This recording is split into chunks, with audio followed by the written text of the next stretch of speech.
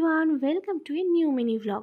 জন্মাষ্টমীর সময় তালের বড়া না খেলে কি হয়? বাজার থেকে তাই একটা বড় সাইজের তাল কিনে নিয়ে এসেছিলাম।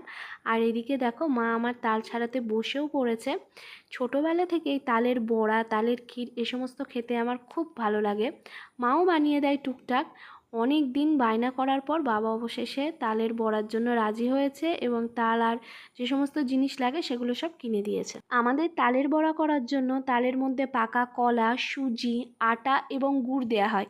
তোমাদের বাড়িতে কি কি দিয়ে তালের বড়া করে আমাকে অবশ্যই কমেন্টস করে জানিও। আর মা শুধু তালটা ছাড়িয়ে দিয়েছিল, বাকি কাজটা আমার মাসিই করছে। তালের বড়া ভাজাও স্টার্ট হয়ে গেছে, আর গন্ধে তো আমার এখন থেকেই খিদে পেয়ে গেছে। কি সুন্দর বড়াগুলো লাল লাল হয়ে গেছে, তাই না? আমি তো আর ওয়েটই করতে পারছি না। গরম গরম কটা তালের বড়া নিয়ে নিলাম। চলো আমি তাহলে তালের বড়া খাই, আর ব্লগটাও আজকে এখানে শেষ করি। কেমন লাগলো অবশ্যই কমেন্টস করে জানিও। ভালো লাগলে লাইক, কমেন্ট, শেয়ার করো।